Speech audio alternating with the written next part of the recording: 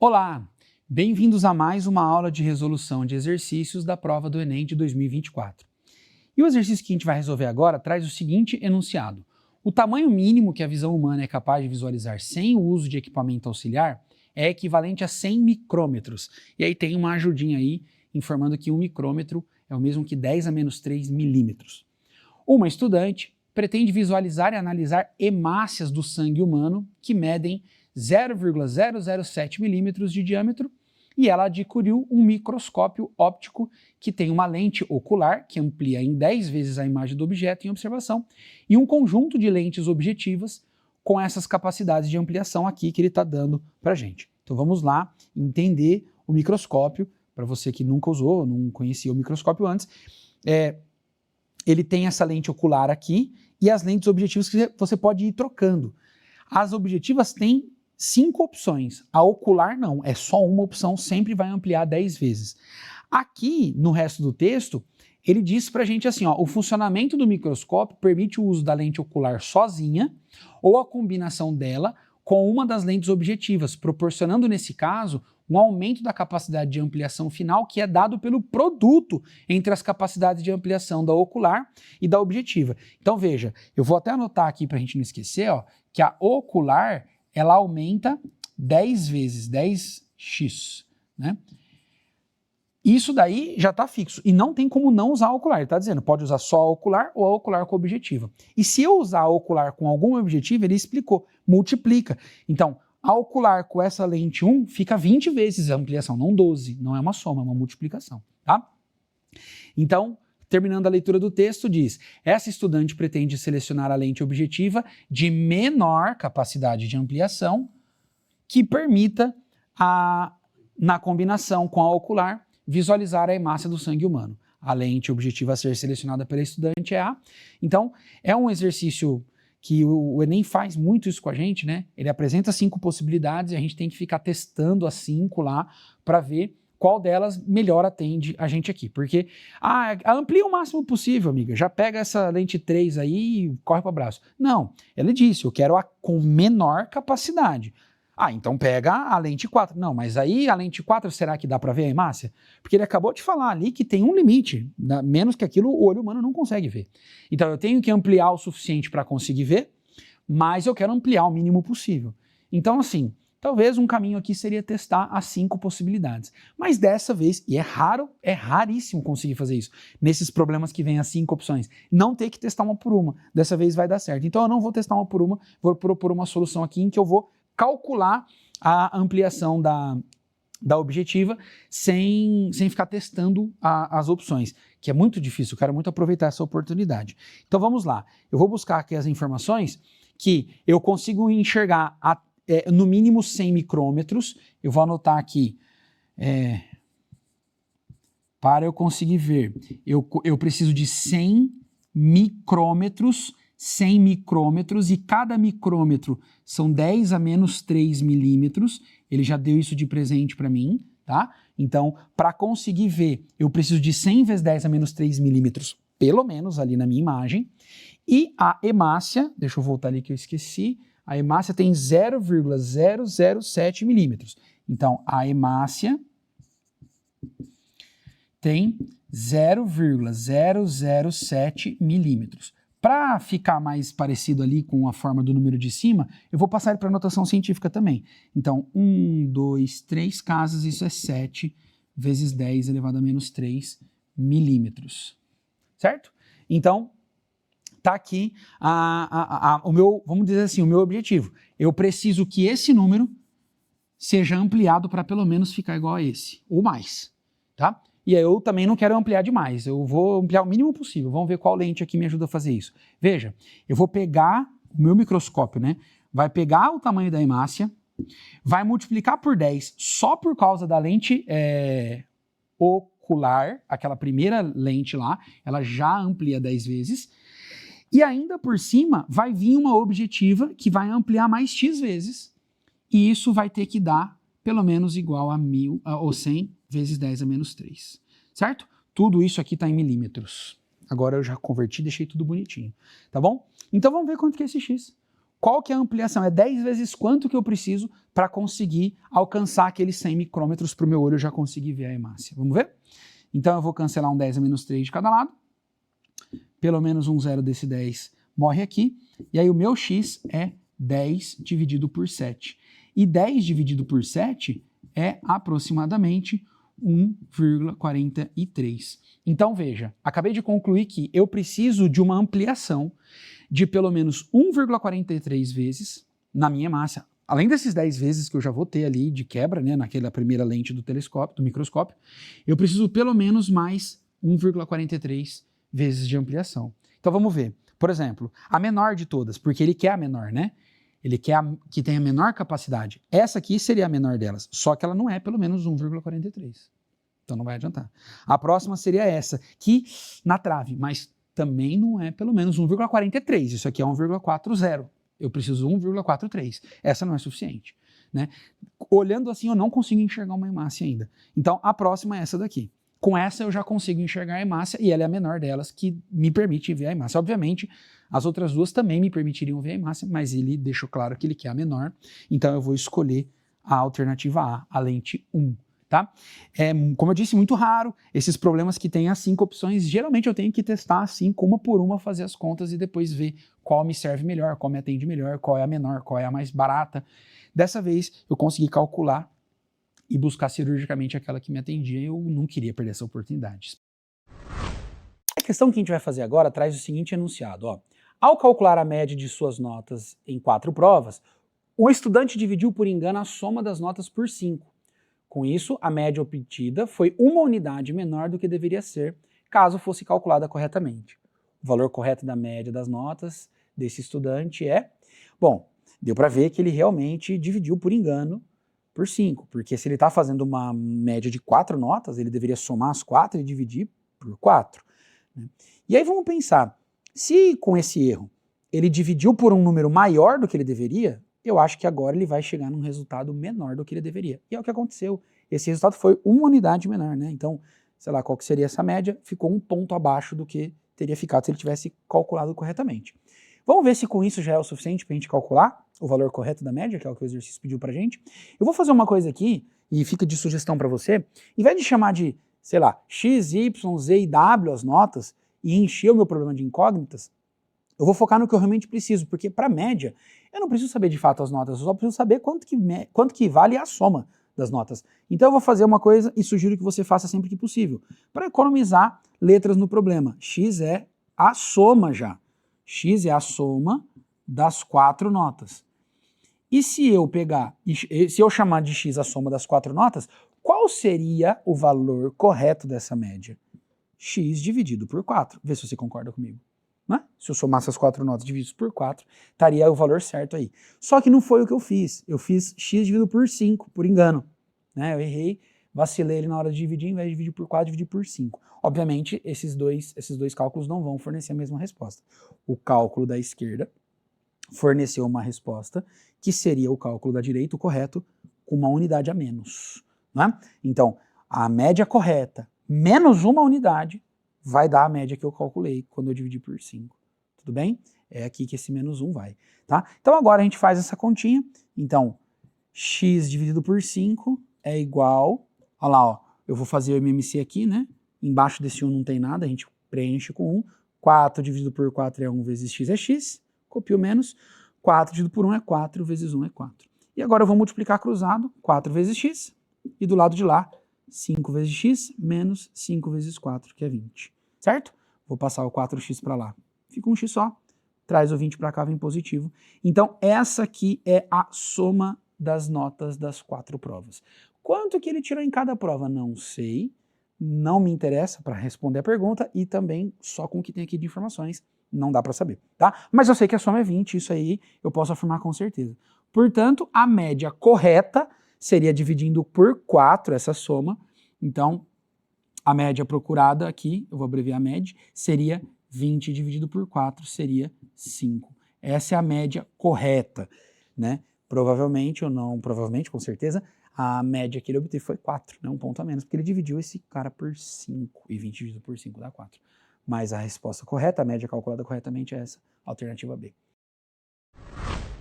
E a questão que a gente vai fazer agora traz o seguinte enunciado, ó. Para abrir uma porta de uma empresa, cada funcionário deve cadastrar uma senha utilizando um teclado alfanumérico, como representado na figura. Por exemplo, a tecla que contém o número 2 traz as letras correlacionadas A, B e C. Cada toque nessa tecla mostra sequencialmente os seguintes caracteres: 2, A, B e C. Para os próximos toques, essa sequência se repete. As demais teclas funcionam da mesma maneira. As senhas a serem cadastradas pelos funcionários devem conter 5 caracteres, sendo 2 algarismos distintos e 3 letras diferentes. Então, a minha senha tem que ter 5 caracteres, 2 algarismos distintos e 3 letras também distintas, diferentes, portanto. Nessa ordem, isso também é muito importante. Primeiro, os 2 algarismos e depois as 3 letras. Tá? Não pode... Ah, eu queria que minha senha começasse com letra e os algarismos viessem depois. Não pode. Um funcionário irá cadastrar a sua primeira senha, podendo escolher entre as teclas que representam os números 1, 2, 5, 7 e 0 e as respectivas letras correlacionadas quando houver. Então, o funcionário foi lá cadastrar, né? E a pessoa que cuidava do cadastro falou assim, ó, você só pode cadastrar uma senha que utilize apenas esses algarismos, 1, 2, 5, 7 e 0. E as letras que der para usar aí nessas teclas. Eu não sei por que dessa regra, mas essa foi a regra que nos foi dada aqui, certo? Então, o número de possibilidades diferentes que esse funcionário tem para cadastrar a senha é... Vamos lembrar? A senha precisa ter 5 caracteres, dos quais, olha lá, 2 são algarismos, e o texto diz com muita clareza que tem que ser primeiro os algarismos e depois as letras, e por fim as 3 letras. Então eu não preciso me preocupar em tentar embaralhar esses caras aí, porque tem que vir assim, tá? Vamos lá. Com as teclas que me foi autorizado usar, eu consigo usar aqui o algarismo 1, 2, o 5, o 7, o 8 e o 0. Então 1, 2, 3, 4, 5... Opa, o 8 não. 1, 2, 3, 4, 5. Eu tenho 5 possibilidades de algarismos. Eu só vou anotar aqui, tá? Eu tenho 5 possibilidades de algarismos. E para as letras, ó, a tecla número 1 não tem letra nenhuma associada a ela. Então, não tem opções de letra ali. Aqui tem 3 opções de letra, mais 3 são 6, mais 4 são 10. No algarismo 0 não tem letra associada a ela. Então, infelizmente, não tem possibilidades ali. 3, 6, 10... São 10 possibilidades para letra que eu tenho para escolher, tá? Então, com essa regra que inventaram aí, me limitando só a esses 4 botões, 5 botões, eu vou ter 5 algarismos para escolher e 10 letras para escolher. Lembrando que os algarismos são distintos e que as letras também são distintas, são diferentes. Vamos lá? Quantas possibilidades a gente tem para o primeiro algarismo que vai participar da senha? 5. Qualquer um desses 5. Quantas opções a gente tem para o segundo algarismo que vai participar da senha? Lembrando que eles têm que ser distintos, portanto, 4. Se eles têm que ser distintos, eu não posso escolher aquele que eu tiver já escolhido. Eu preciso escolher um diferente, né? Por isso que diminuiu a minha quantidade de possibilidades. Agora, para as letras. Uai, pelo jeito eu tenho 10 opções para a primeira, depois, como elas têm que ser diferentes também, eu tenho 9 opções para a segunda, e para a terceira escolhida eu tenho 8 opções, tá? O princípio fundamental da contagem solicita que eu multiplique todos esses caras, e aqui a ordem importa, obviamente, porque é uma senha, né? Experimenta tentar abrir o seu celular, seu computador, digitando a sua senha, mas numa ordem trocada. Não vai abrir, porque isso é uma outra senha, né? Então aqui, como a ordem é importante, acabou, é só resolver essa multiplicação, e o resultado dela é 14.400 possibilidades. Beleza? O que está lá na alternativa B. Legal? E a questão que a gente vai fazer agora traz o seguinte enunciado, ó. Um artesão utiliza 2 tipos de componentes, X e Y, nos enfeites que produz. Ele sempre compra todos os componentes em uma mesma loja. O quadro apresenta os preços dos 2 tipos de componentes nas lojas 1 e 2. Ele confeccionará enfeites formados por 2 unidades do componente X e 1 unidade do componente Y, e efetuará a compra na loja que oferecer o menor valor total para a confecção de um enfeite. Então vamos lá. Problema muito do nosso cotidiano, né? A gente tem que fazer uma compra, de repente numa loja, num supermercado, a gente tem preços diferentes do outro e a gente quer ir num lugar só. Então a gente precisa saber se de tudo que a gente vai comprar, em qual lugar compensa aí, né? Então, né, a loja 1, ela tem o componente Y mais em conta, mas a loja 2 tem o componente X mais em conta. E aí, acho que tem que fazer os cálculos, não vai ter jeito, né? Até porque o enunciado também traz o fato de que eu preciso de 2 unidades do componente x e apenas 1 unidade do componente y, não é? Então eu vou ter que fazer o cálculo, tá? A loja número 1, vamos lá? A loja número 1 deixaria a minha compra por qual valor? Se eu fizer 2 unidades do componente x, então 2 vezes 3, mais 1 unidade do componente y, que custa R$1. 2 vezes 3, 6, mais 1, R$7. É o que eu gastaria se eu fosse lá na loja 1. E se eu fosse lá na loja 2, eu vou lá, eu vou 2 unidades do componente x, só que lá o componente x custa R$2, e mais 1 unidade apenas do componente y, só que lá ele custa R$4. E aí essa continha vai dar 8, e portanto a loja 1 ela é mais em conta, é nela que eu vou fazer minha compra. Agora vamos para as alternativas, porque o Enem gosta muito de fazer isso, né? Tem mais de uma certa, olha a aspas que eu estou colocando, só tem uma certa, pelo amor, mas tem mais de uma que parece certa. Aí depois da vírgula, lá na justificativa, elas se distinguem e a gente tem que escolher aquela única que é a correta. Então, eu vou comprar na loja 1, pois o valor é R$7. De cara, essa é a certa. Mas veja, alternativa B, eu vou comprar na loja 1, pois o valor é 4. Óbvio, o valor não é 4, né? Só que, olha a alternativa D. Vou comprar na loja 1, pois ela anuncia o componente com o menor preço, né? E é verdade, a loja 1, ela é nela que tem o componente mais barato, que é porque lá o Y vale 1, né? Custa só R$1. Tá vendo? É verdade. A 1 anuncia o componente com o menor preço, é verdade. E é verdade que eu vou comprar na loja 1, é verdade. Só não é verdade que eu vou comprar na 1 por isso, entende? Essa justificativa não explica a minha decisão de comprar na loja 1. Entende quando eu falei? A aspas, uma grande aspas aí. Às vezes tem 2 que parecem corretas, mas a gente tem que ver lá depois da vírgula, depois do portanto, do pois, do já que, a explicação que vem, porque aí não pode ter 2 certas, tá bom? Então muito cuidado, leiam com atenção. Não, 1 é na loja 1, já marca. Não, ó, tem 3 possibilidades aqui e 3 explicações diferentes. Você tem que escolher não só a loja correta, mas aquela que justifica da maneira correta porque aquela loja foi escolhida, tá bom? E a questão que a gente vai fazer agora traz o seguinte enunciado, ó. João e Felipe participaram na escola de uma maratona de matemática na qual, durante uma semana, resolveram 200 questões cada um. Nessa maratona, a porcentagem P de acertos de cada participante é convertida em um conceito. Então, olha lá, vai ser insatisfatório esse conceito se o P estiver entre 0 e 50, né? 50%. Vai ser regular se estiver entre 50% e 60%. Vai ser bom se estiver entre 60% e 75%, muito bom entre 75% e 90% e excelente entre 90% e 100%. O João acertou 75% das questões, então já sabemos inclusive qual é o conceito dele, é só a gente procurar ali onde está o 75%.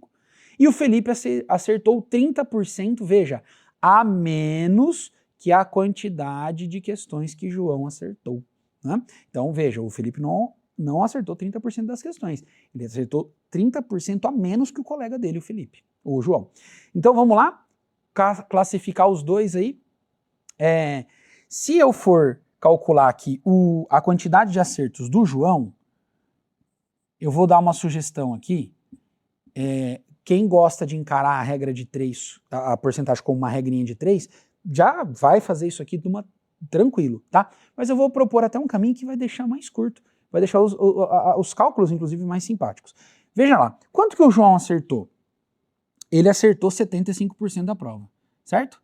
75%, eu vou escrever dessa forma, 75% das 200 questões. Como eu disse, eu poderia calcular esse valor, mas vou parar aqui. Não vou em frente. Vou só lembrar que isso daqui corresponde a 75%. E eu vou te dar, porque é com esse 75% que eu quero. Pouco importa quanto vai dar essa conta aqui para mim. E eu vou te sugerir olhar pro colega dele, Felipe, da mesma forma. Então vamos tentar entender aqui o Felipe. Vamos ver se a gente consegue sem realizar o cálculo do número de erros ou de acertos. O que o Felipe acertou?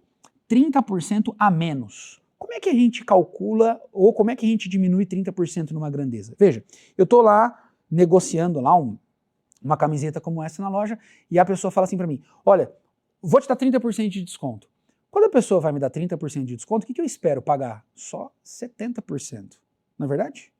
Então, se ele acertou 30% a menos, então ele acertou 70% daquilo que o colega acertou. Vocês concordam comigo? Então ficaria assim, ó, 70% de o que o colega dele acertou, que é 75% de 200. Então, ó, aqui estão os acertos do João e 70% disso, né, são os acertos do Felipe, certo? E aí, como eu disse, vamos tentar encontrar aí chegar numa conclusão sem realizar esses cálculos. Eu vou sugerir para você resolver apenas esta multiplicação. Quanto que é 0,7 vezes 0,75? É 0,525. Portanto, veja, o João acertou 75% de 200. E o Felipe acertou, vem comigo, 52,5% de 200. Legal? Nem sei quantas ele acertou, não vou calcular, não foi isso que me pediram.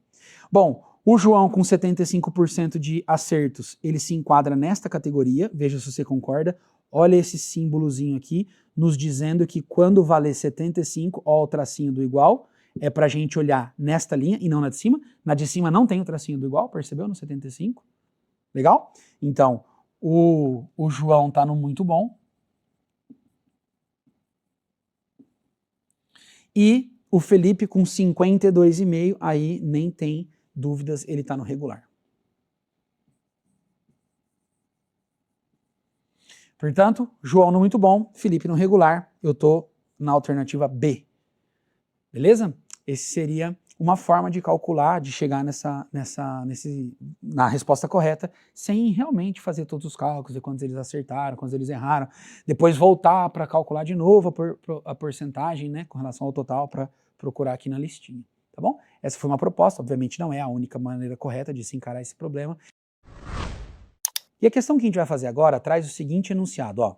3 grandezas, 1, 2 e 3, se relacionam entre si.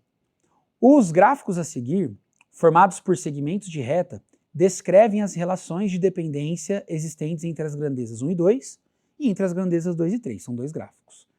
O valor máximo assumido pela grandeza 3, quando a grandeza 1 varia de 1 a 3 é... Bom, vamos lá.